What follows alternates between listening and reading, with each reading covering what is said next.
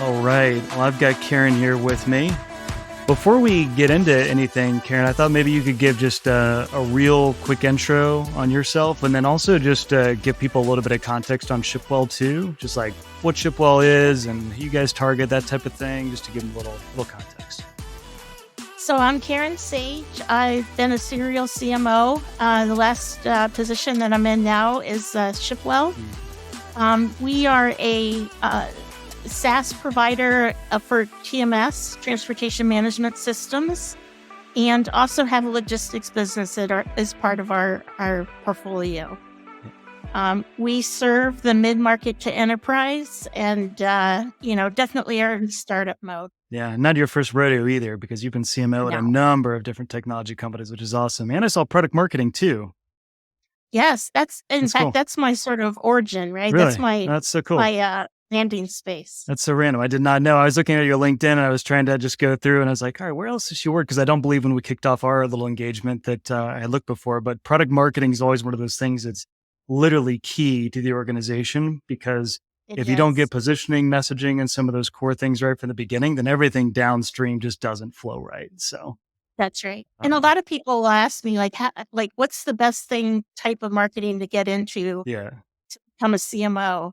And hands down, product marketing. Always. I mean, it should either be your first hire, or if you've got the product marketing background, then maybe you can kind of fit that skill set. But I mean, 90% of the B2B SaaS companies that we work with, all of them need more help on product marketing, clearing up messaging, getting more clear on capabilities, because sometimes you just get to the website and you're like, I still don't know what in the world you do, right? And so everything we do at the top to bring traffic in is like, it's not going to work as well if we don't actually get the messaging clear. So. But all right, we're not going to be talking about all that, but I did want to give some context for everyone, because we're going to get into something that, literally marketers talk about nonstop all the time, which is attribution, how we think about measuring campaigns, because not every campaign should be measured the same way. And then you've got situations of, well, then how do we communicate those results to leadership, which is also presents difficult challenges, especially when you've got a leader that maybe isn't a marketer and doesn't have a marketing background, to stay away from all the typical marketing lingo and terminology. And then the crux of this whole convo that I really want to make sure we get into, which is, how do we allocate budget? Because I constantly hear from marketers all the time, struggles around, how do we allocate budget here? Should we put more into Facebook? Should we put more into email? Should we put more into whatever channel? We're not just talking about paid, obviously, on this one. Clearly, that's my background, but any channel, it's becoming difficult because, even pre-social media, you had less channels to work with. And now we've got tons of channels. You got TikTok, LinkedIn, Facebook. Now you've got Threads.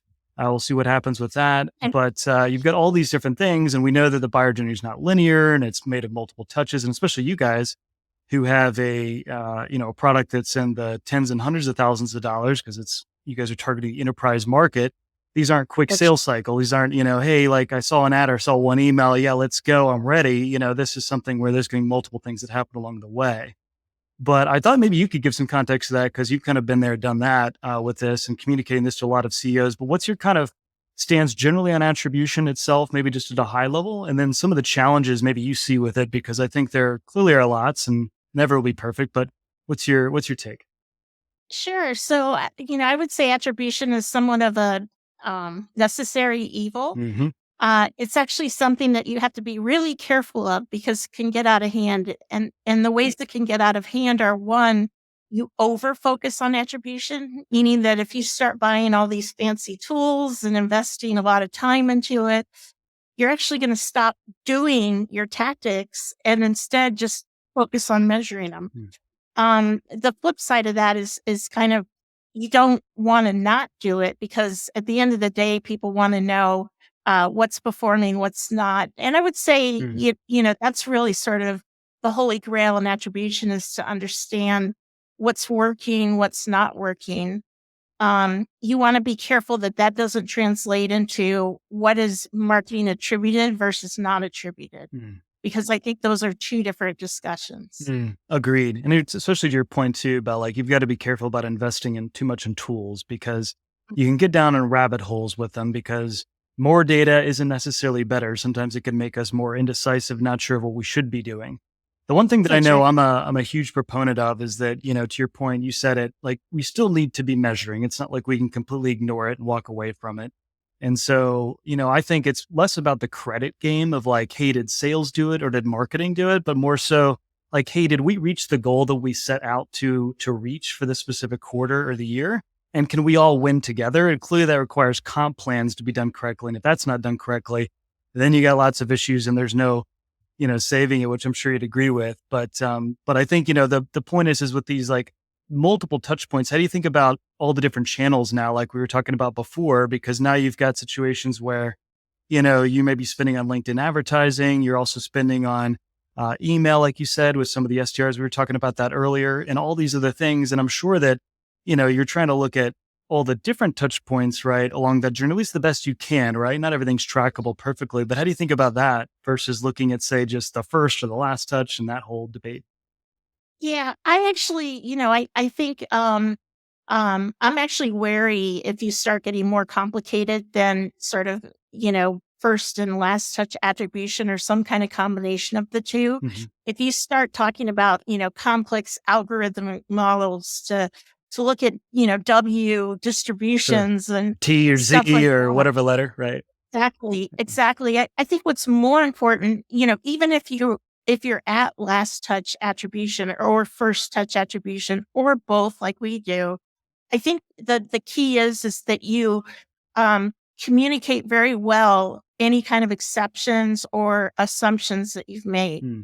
I think where the models fall down is that they do fall down because of complex scenarios. Somebody met, had an event and somebody shows up at the booth and sees a demo and the salesperson says, I knew them 2 years ago, blah, blah, blah, blah. Yeah. And in reality, you want to say, understand that both of those roles had, contribution in some context. Hmm. What we're trying to do is really do some broad brush, like, was it worth it? Because if that person didn't show up at the event and we didn't sponsor the event, that would have been, you may not have seen them raise their hand again.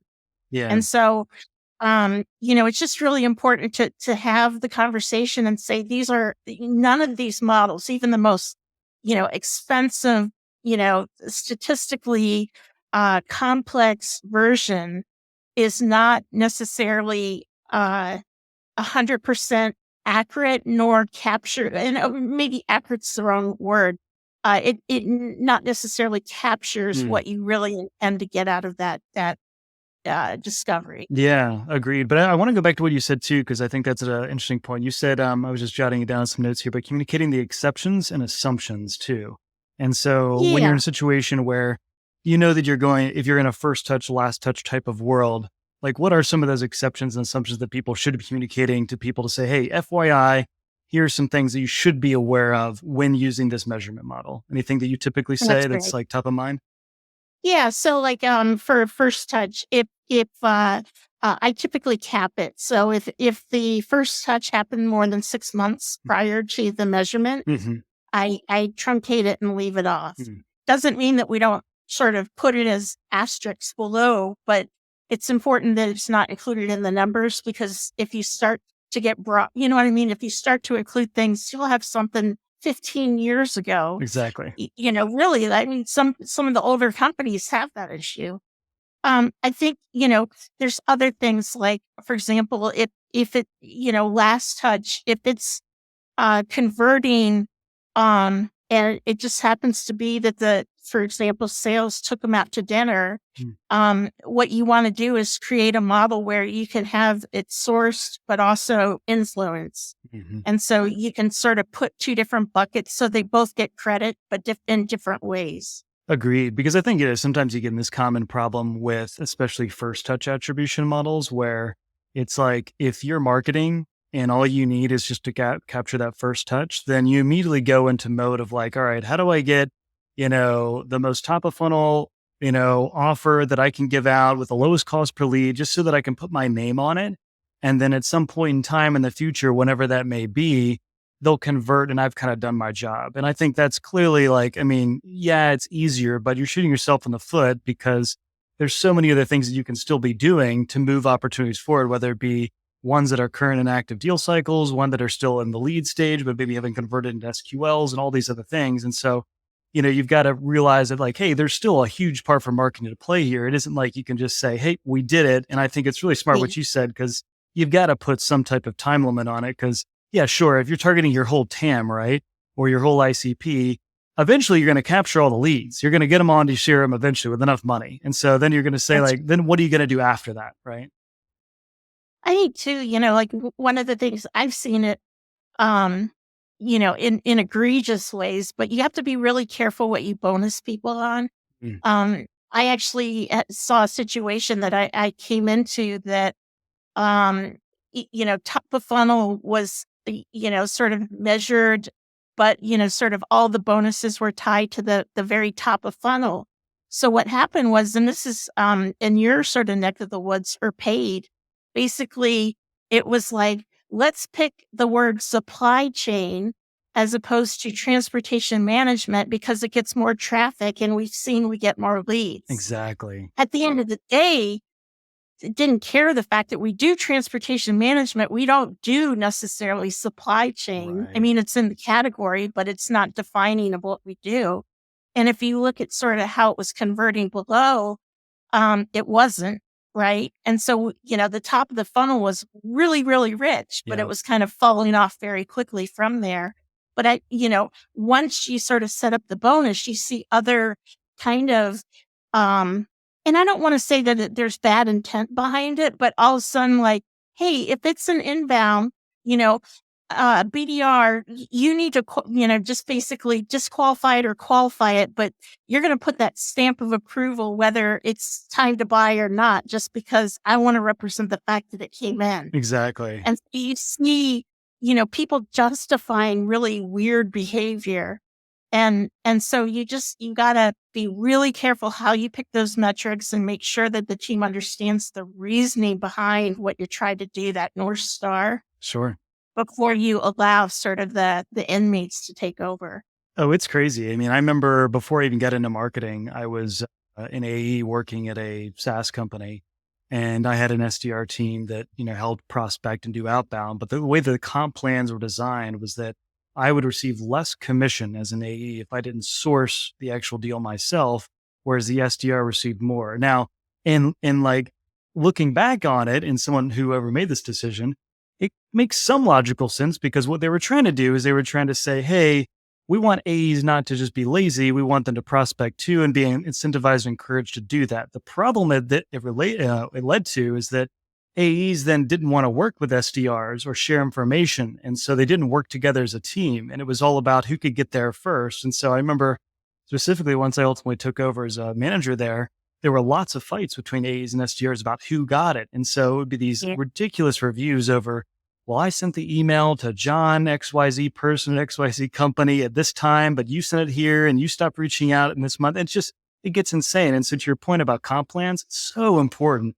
that you get those right. Otherwise, you get the wrong types of incentives being delivered and teams not working well together. That's right. Yeah. That's right. You see really bad behavior. And, it's a shame, because I think when the teams align and have goals that everyone can be successful, I think that's sort of where you want to be. I mean, you had actually on the prior conversation had asked me a question about, can attribution be used for budgeting between sales and marketing? Mm-hmm. And I think absolutely not. I think, there's a typical distribution. I think you say a third, a third, a third. A third is outbound BDRs. A third is marketing. A third is AEs, or some, relative. If you have a particular bucket in there that's, say, getting 5%, you have an issue. You need to fix that issue versus, out goes the budget for that. Let's give it all to marketing because they're, those are the wrong things. I think, it just goes to show you how, no matter how accurate it is, the data can be misused. I mean, if you have top of funnel, if you have really bad messaging, you're not going to see your inbound pay out. And it's sort of like, do you give up on it and you switch that money over? Absolutely not. You fix the problem. So those kinds of balances, I think that's why I feel very strongly that attribution is it's about testing and discovery. It's not about, credit giving. And I think that's 100%. That's really important distinction. Do you ever get into those discussions, whether it be with your current CEO, Shipwell, or with maybe prior, if you don't want to speak to that one, about this exact discussion that you just mentioned and like navigating that? Because I think, you've been through this a lot. So I'm sure for you, maybe it's kind of like you've been there, done that. I think for a lot of others, they're still struggling with it to figure out how to actually tell that narrative of like, hey, listen, just because Google Ads said last touch that it came from Google Ads doesn't mean we should literally cut all of our events, our email, and all this other stuff. It just happened to be the last touch in the journey for the specific group of people. And yeah, it's an important one and we should invest there, but it's not like we should cut off everything else just because this one is saying from an attribution perspective, all the leads are coming from it. I mean, what's that conversation even look like? I'm sure it's not easy, but maybe it is. It's not. And I think part of it is, start your planning top down versus bottom up. Yeah. I think if you're always sort of, realize that attribution is an afterthought in a sense that, it's a reverse looking sort of indicator, right? If you want forward looking indicators, do A/B testing, try out different things. But I think at the highest of levels, you want to proportion particular parts of your budget out for different things. You want sort of, sales to have that part of the budget for, what they need to do. You want the BDRs to have another. You want the inbound and marketing to have another. Even as a part of that inbound marketing, you want some of the events. You need to protect that budget depending on where your maturity is in market to how much you should invest in that versus, say, digital. Yeah. And I think, if you have a sound, solid foundation of what you're doing there, the rest will flow out from there. But I would never use attribution as a way to balance that. I think that's a huge mistake. I think that the attribution is really to investigate in the middle of it. Got it. So avoid those conversations. Try to not make attribution the focal point. Still measure it, still understand the journey and some of the different touch points. But it's not to say, hey, just because last touch said Google Ads or whatever channel or event or this, that, the other thing means that we should dump everything else and throw our budget there. Makes sense. That's right. Yep. That's right. Most CEOs don't really, at the end of the day, as long as you're producing pipeline, I think they're more, when this questions about attribution come up, it's typically when something is broken. Yeah. And I think, I think you need to sort of sit down at that point and have a discussion and really evaluate what's broken and fix that versus sort of leading into the discussion of where's the finger going to get pointed, and let's use this as kind of a punishment or, way of rewarding the team that's working. Right. I think it's sort of like, you need to have a little more sort of longevity in your strategy there. What happens if you don't is, and I've seen this over and over, you'll see like BDRs get fired, all of them. And then, they'll go outsource it. That's not working. So then they decide, oh, well, we better insource it again, or maybe we shouldn't have it. And it's like, whichever those paths you choose, you need to make it work. And so, it's always fascinating how easy people are willing to throw in the towel on whether it be marketing efforts or sales efforts. These are long processes. These take a long time to even actualize in terms of what you see with regard to performance. I totally agree. And I think the other big thing too that we constantly see is that not every campaign should be measured the same way. Continually, like everyone, it's really easy to put on your performance marketing hat or your CEO or CFO hat on and say, hey, I've got $10,000. I want to spend it here or use it on this event or whatever it may be. And then I want to get 30 back. And so maybe blend it across the board. Sure. Like everyone wants to make a positive return on their investment, but there's different campaigns that serve different purposes, right? So if you're targeting a cold audience that's top of the funnel, your primary purpose of the campaign is to make them aware of who you are, what you do, and the capabilities that you bring and how you're differentiated in the market. Like that's not a lead gen bottom of the funnel campaign. Right. You know, you're really looking at in-channel metrics. You might be looking at CTR impressions, reach, engagement. You might be looking at other things like what people are saying in terms of the how did you hear about us field, or asking them on gong calls, or just people just purely asking from a sales perspective. And so you're looking at other types of qualitative and quantitative metrics that are not so fun to report because everyone always wants to be making sure that our efforts, no matter what program it is, are leading back to revenue. Because otherwise, why are we doing them? But we got to be careful, because if you gauge everything that way, we get into this short-term mentality, right? Which I'm sure you know all too well. And it's like, okay, well, we need the leads now. We need them. So shut off everything else that's actually bringing people down into the warmer layers that are more aware of you and are more likely to convert. And so maybe initially you get a short-term, bump, but then eventually you're looking at Q3 and Q4, and now you're dry again and having a hard time meeting your number. Yeah. And I think that's, toward my earlier conversation about why upfront you need to sort of apportion those budget pools and then, operate within those and look at performance within those, I think is really, really important, because to your point, if you don't do that, everything's at risk. I think, one of the things that's really important too, you have to be really careful about how much of the sausage making you should be sort of exposing upward, right? And Gartner actually has a really good sort of, they talk about sort of at the marketing level, you need to be on top of all those metrics, because day to day you're testing them, you're looking at different approaches.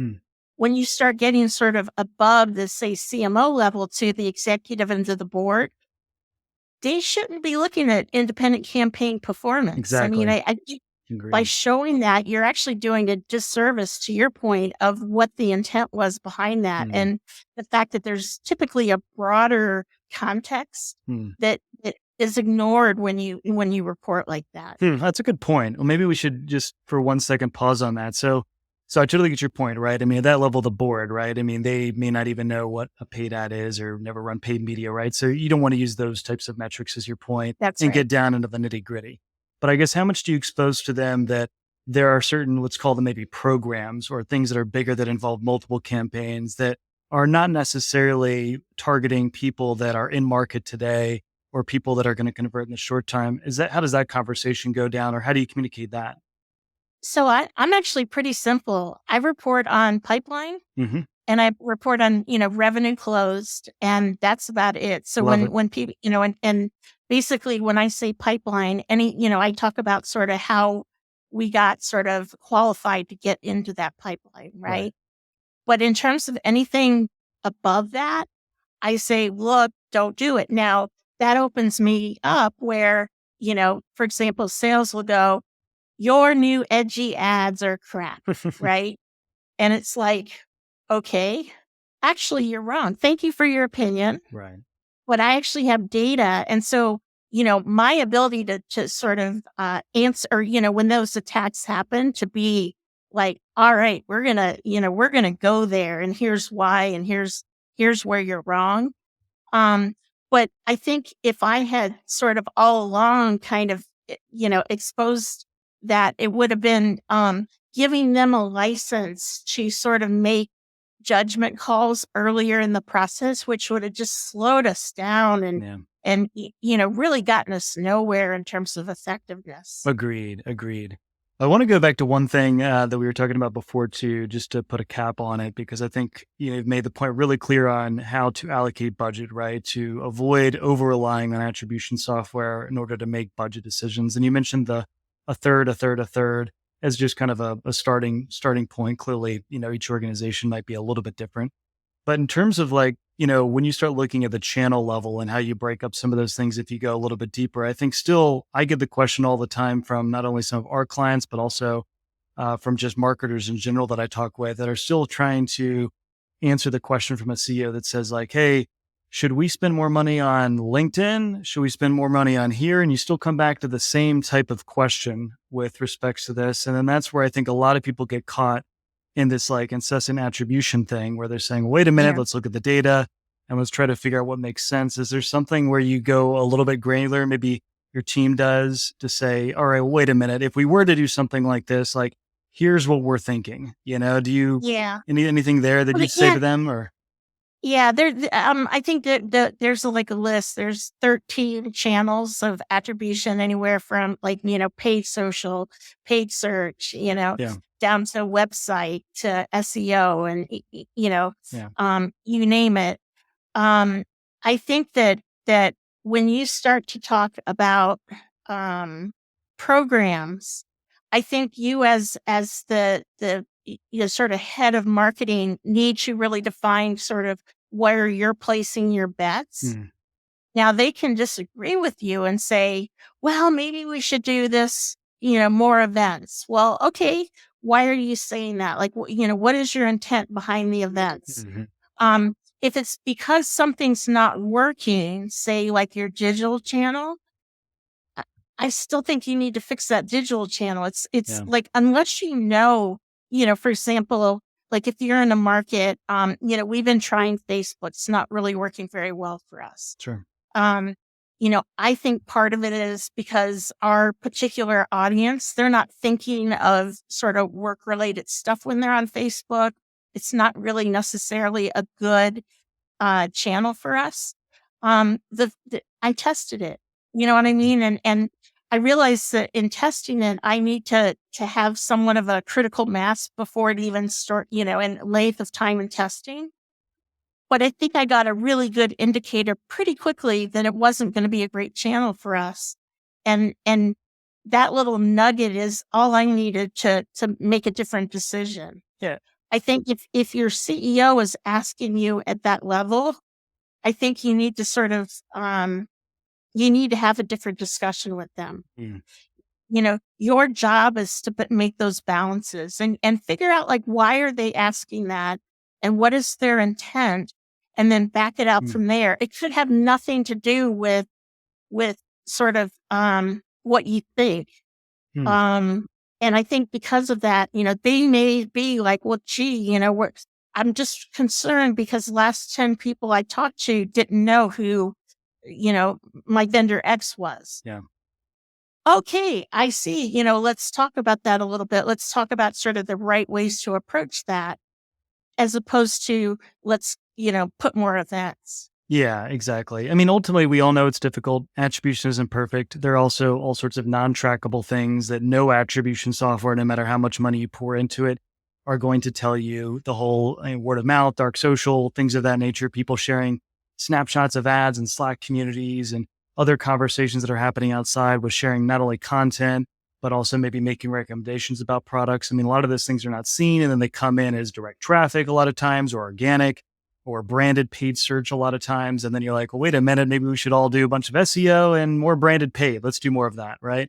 When really there were these other things that were happening that maybe were driven by their create demand channels. And I think it's so important to remember that, in any B2B buying journey, I mean, unless you're selling, $100 product a month or something like that, there's always going to be a multitude of things that happen along that journey, because there's a longer path to actually close that business. And so as long as we realize that, the better we can expose some of those things, whether through qualitative or quantitative data, either one, as long as we have those specific metrics, then we can go back and say, okay, maybe we don't know for sure that if we spend another X amount of dollars on XYZ program, channel, campaign, whatever, it's going to result in Y, but we know that this specific channel is where our audience is hanging out. And to your point about Facebook, yeah, maybe for whatever reason, either your audience wasn't in the right mindset with Facebook, or maybe for whatever reason, it would be odd, but maybe they're just not as active on Facebook or Instagram or the network itself. And there's just a better channel where they're spending more of their time, they're interacting with their colleagues, where you can get a message in front of them that makes a lot more sense. And that, of course, is the game here. So to your point of not just abandoning a channel necessarily, it's about, I think, going where the audience is, as always, where are the eyeballs, where are their ears, et cetera. Let's make sure that we get message in front of those channels and not walk away because the channel, they're still there. We just need to figure out how to execute better in the channel or measure it differently so that we then really start getting the value out of it. And I think that's a really good point. I mean, it could be that I'm pushing my team too hard where they don't have time to do what it's going to take to make the Facebook social ads work. Possible. And so, I've shut off a channel and I had no, you know what I mean? That what I was looking at had nothing to do with the actual reality of causal effect. Right. And so, I think that again, one, it's important to realize it is kind of loosey-goosey. It's interesting when you tell people that sometimes they'll double down on then you need to measure it. Yeah, No. exactly. Yeah. Exactly. I mean, I think it's Jim Collins said, if you can't measure something, then it's not manageable. Right. I totally disagree with that. I think that there's a lot in this world, like, the relationship you have with your spouse, how do you measure love? Very hard to do, right? Yet, That's so you true. need to manage it, right? That's so true. You can't ignore it. Well, I think it all comes back to like control, right? And I think the reason people love that quote, I think, is that they're trying to, they like the idea that things are more black and white and that they have a lot more control of something than they really do. The reality that you're talking about is there's a lot of things that are out of our control. And yeah, well, we definitely can twist some dials that are in our control. There's all these other things over there that we just can't do too much to affect. Now, that's not an excuse, and no manager, I mean, you as a CMO are not going to give a bunch of excuses to your team. You've got a number to hit. We've got to find a way to do it somehow. So, never going to give them that, leeway, but still, like, we've got to acknowledge that there's all these other things and factors that are outside our control. And the last point too, to your roll back to Facebook one more time, is that I think that's always what commonly happens when people come to us or even just talking on LinkedIn and stuff is, hey, we want to try out this channel and see if it works. And the next question I always ask is like, all right, what is works? How do you define works? And almost the answer always is, well, we want to first see if we just get some leads out of it, right? And so that mentality may be fine, but what you're talking about then is a different set of campaigns. You're talking about targeting people that maybe are in market already through either intent data or through people that have been to your website and retargeting campaigns. You're talking about offers, lead gen, like those types of things. You're not talking about brand awareness, talking about longer term campaigns anymore. You're just talking about, hey, I want to put some money in this channel, or whether it's organic, even I want to start posting, creating new content organically on this channel and then see what I get out of it. I think these are the reasons I think people shut down channels all the time. And it's just, you got to go in again with the right measure. And to your point, back to assumptions and expectations, put a cap on it and pull it back, is that's why those things are so important. Because if you align on those in the beginning, then you're going to be okay. And you may not share that stuff with the board, right? You're not going to talk about all the little small stuff at the bottom, but maybe with your head of demand gen or maybe your CMO, if you're the one that's kind of managing the actual campaigns, you're probably going to report some of those things up to you at least. And then you're going to filter out that noise and then get to the core stuff that they really care about, right? And the core stuff is how is your, the health of your pipeline, and is your pipeline moving? Exactly. Exactly. Well, cool. I mean, as much as we like to sort of paint it in a much more intricate, colorful way, it's pretty simple. At the end of the day, that's what it's about. And simple is good because simple is scalable. Simple is easier to think about. The more complicated you make the system, the harder it is to get people on board, to wrap people's head around it, and to manage it, and the whole 9 yards. So, well, cool. Well, anything you think we missed, or kind of parting thoughts on credit and attribution and measurement, or things that you thought we didn't get to? Thing I would add, yes, is when you pick the channels, pick 5. I think if you do less than that, I think you're limiting yourself. I think if you do more than that, you're spreading yourself too thin, and you can't focus, right? Like it. I would say that's part of that top down planning. Yeah, exactly. Push your bets, test. Trying new ones, one off. Don't try to do it all. Exactly. And I don't know if you'd agree with this, but, certainly what we see is that, test, get a variety of channels going, but then at some point, depending on the budget resources, clearly, right? Focus down on one and really try to expand out that channel, because sometimes I think a lot of people want to do everything all at once and they forget to narrow down things a little bit. Seems true for targeting with, hey, we've got our TAM, we sold to investors. They're all excited for the $1 billion opportunity. And then you want to target everyone all at once and throw your pebbles in the ocean when Salesforce is launching nuclear bombs in the ocean, and it just doesn't quite compute. But that was actually the thing that you did for us that I really liked. We talked about sort of putting more budget into, I think it was search ads. Yeah, and you said you talked about the elasticity and said, if you put a little more in, you'll get a lot more out. A lot of people don't realize that it's not. It's nonlinear, right? Yeah. And so, you have to understand that second order equation before you start making assumptions. You really do. You really do. Well, pleasure chatting. If people wanted to go find you, where's the best spot to find you? LinkedIn? LinkedIn is sort of my calling card. Although I have so many LinkedIn followers, it's hard to reply to messages, but bear with me. I'll get there. All good. Well, thanks. Well, so for anyone, Karen Sage, CMO, Shipwell, co-founder on LinkedIn. If you want to chat a little more about this, she definitely has been around the block a lot. But thanks for jumping on for a bit. And we'll, I'm sure, chat later this week. Alrighty. See ya. All right. Well, thanks for listening to another episode of the Demand Podcast. Again, I'm Jonathan Bland, the co-founder of Omni Lab. I'll also have with me Jason Steele, who's the other co-founder of Omni Lab on this podcast as well. We're a demand gen agency for seed to Series B SaaS startups. If you like this episode or you're looking for some help with demand gen, please feel free to reach out to us on LinkedIn over a DM, or you can go just directly to our website. That's omnilabconsulting.com. Otherwise, we look forward to seeing you on the next episode where we'll be talking about all things demand gen. Until then, thanks. Bye-bye.